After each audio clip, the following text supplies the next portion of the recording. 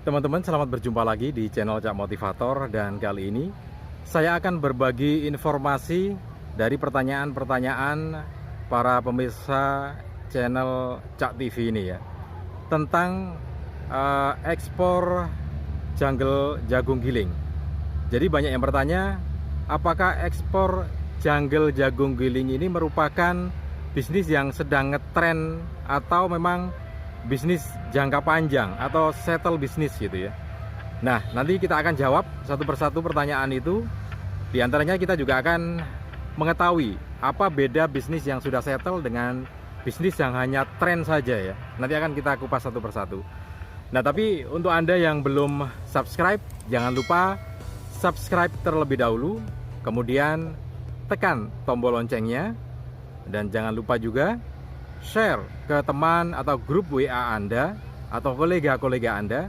Siapa tahu nanti teman-teman Anda membutuhkan informasi tentang ekspor atau bisnis ekspor jungle jagung giling atau corn cob meal yang diekspor ke Amerika, ke Jepang dan Korea Selatan ya. Silakan share nanti supaya bisa bermanfaat untuk teman-teman yang lainnya. Oke teman-teman, sekarang kita bahas tentang bisnis itu yang settle atau yang masih tren gitu ya. Nah, bedanya seperti apa? Begini, kita akan definisinya dulu ya. Jadi bisnis yang sudah settle itu ciri-cirinya biasanya yang dibisniskan itu adalah kebutuhan primer atau kebutuhan pokok. Misalkan bisnis padi dan turunannya itu akan menjadi bisnis yang sudah settle ya, atau bisnis jangka panjang. Kenapa? Karena padi dengan turunannya beras, tepung dan segala macamnya akan menjadi kebutuhan primer, kebutuhan pokok masyarakat kita, yang itu tiap hari akan dikonsumsi gitu ya. Kemudian jagung juga dan produk-produk yang lainnya. Itu akan menjadi sebuah bisnis yang settle jangka panjang gitu ya. Kemudian ada bisnis yang ngetren. Biasanya dibasiskan atau berbasis kebutuhan tambahan atau keinginan masyarakat pada waktu tertentu. Misalkan bisnis lapangan futsal itu menjadi tren karena pada waktu tertentu orang tiba-tiba demam terhadap futsal gitu ya, olahraga futsal, maka dibangun di mana-mana. Akhirnya kemudian sepi gitu ya. Nah, itu contoh bisnis yang tren. Nah, jungle jagung dengan jungle jagung gilingnya yang kita ekspor ini apakah tren atau bisnis yang sudah settle jangka panjang? Oke, kita lihat satu persatu indikasinya ya. Teman-teman, jungle jagung giling atau corn cob meal yang kita ekspor ke Korea Selatan dan Jepang itu dipakai untuk campuran media menanam jamur. Jadi media untuk tanam jamur, jamur merang ya, dan juga jamur-jamur yang lainnya itu satu diantaranya adalah dengan jungle jagung giling itu. Nah, itu yang dipakai media. Nah, bagaimana kondisi pertanian jamur di Korea Selatan dan Jepang? Bisa dijawab di sana sudah settle karena para petaninya sudah sangat modern dalam jumlah yang sangat besar, baik kualitas maupun kuantitasnya. Kemudian juga berkaitan dengan produksinya yang cukup tinggi, cara pengelolaannya yang sangat-sangat modern, semuanya menggunakan elektrik gitu ya, atau menggunakan otomatis, tidak seperti di tempat kita. Kalau kita menanam jamur jungle jagung atau jamur merang, tempat kita masih memakai kumbung, kemudian jungle jagungnya langsung kita tebar mentah-mentah di situ gitu ya, sehingga tumbuh di situ. Tidak ada pengukuran kelembapan, tidak ada pengukuran suhu seperti apa gitu ya.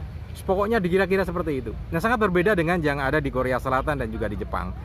Kapasitasnya cukup tinggi, cara penanganannya modern, kelembapannya diukur dan segala macamnya. Bahkan membikin medianya sendiri juga menggunakan otomatis elektrik ya, mesin gitu ya. Nah, sudah seperti itu, sehingga bisa dikatakan mereka sudah sangat settle dalam berbisnis atau menanam jamur. Jadi petani modern gitu ya, kita sebutnya sebagai petani modern. Besar kapasitasnya dan menggunakan teknologi yang sudah cukup canggih. Nah, itu yang pertama. Jadi di sana sudah settle, sudah jangka panjang karena sudah berjalan beberapa puluh tahun yang lalu, sehingga kita bisa mengatakan mereka sudah settle. Itu dari sisi para petaninya. Nah, sekarang kita lihat dari sisi pemerintahannya. Pemerintah di Korea Selatan dan juga di Jepang memberikan satu support yang cukup tinggi terhadap para petani jamur atau terhadap tanaman jamur ini. Sehingga di sana ada laboratorium pertanian, laboratorium teknologi pertanian yang khusus memberikan atensi terhadap tentang jamur ini ya. Meneliti bagaimana cara menanam jamur yang benar, suhunya seperti apa, dikontrol semuanya, kelembapannya seperti apa, kebutuhan airnya seperti apa, di situ diteliti itu ya. Tidak sampai di situ, kemudian juga teknologi hasil pertaniannya, hasil dari jamur itu seperti apa, juga dilakukan penelitian-penelitian di laboratorium itu, sehingga sangat intens sekali. Dari pemerintah sudah sangat memberikan support untuk itu, gitu ya.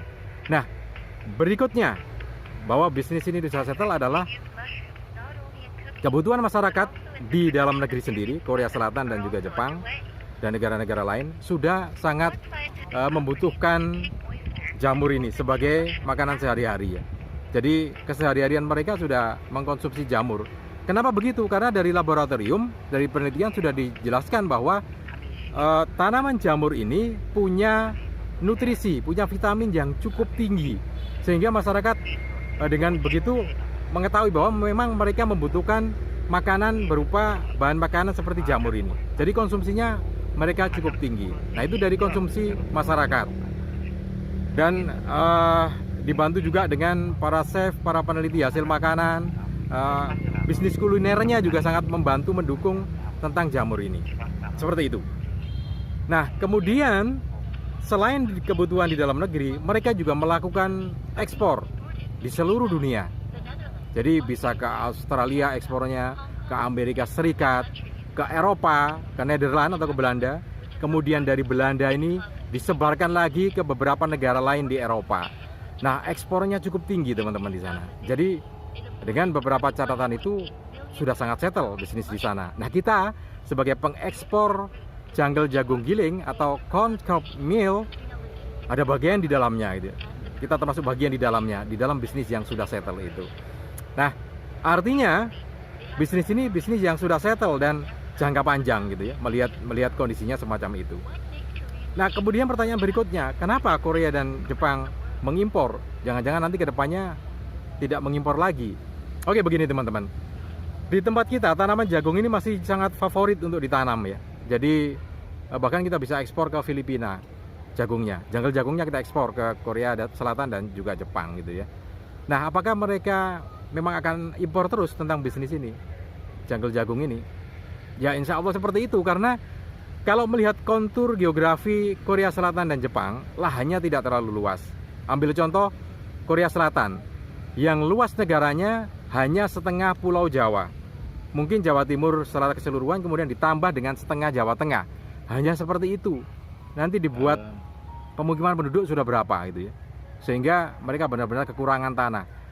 Rumahnya bentuknya apartemen, perumahannya bentuknya apartemen. Ini menunjukkan bahwa memang kekurangan lahan. Jadi tanaman jagung di sana ya kekurangan lahan. Nah, itu yang kemudian akan membuat mereka akan impor jungle jagung giling ya. Kemudian musimnya di sana 4 musim, tidak seperti di Indonesia yang musim panas, musim hujan tetap bisa menanam jagung karena matahari akan tetap bersinar sepanjang tahunnya. Sementara di Korea Selatan hanya sebentar saja, mungkin 3 bulan. Di musim panas atau ya musim panas ya. Di musim panas itu ada matahari yang penuh, kemudian juga ada hujan. Sehingga waktu itulah tepat untuk menanam jagung. Tetapi hanya itu saja, hanya 3 bulan saja. Sementara 3 bulan yang lainnya atau 9 bulan yang lainnya itu dibagi dalam beberapa musim. Musim salju, musim gugur, musim semi. Yang itu akan sangat sulit untuk tumbuhnya jagung dengan baik gitu ya.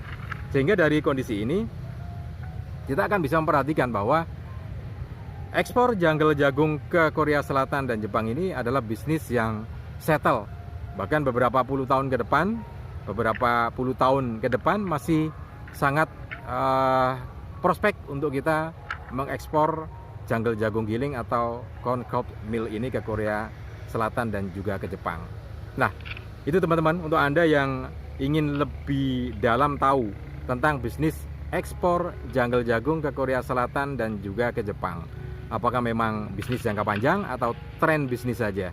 Dari beberapa jawaban tadi sudah dapat kita simpulkan bahwa bisnis jamur sendiri itu sudah settle dan sudah berjalan beberapa puluh tahun yang lalu, beberapa dekade yang lalu.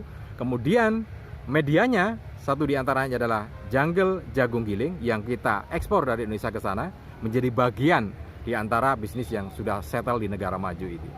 Jadi itu jawabannya. Mudah-mudahan ini bisa bermanfaat untuk Anda. Salam dan sukses selalu untuk Anda.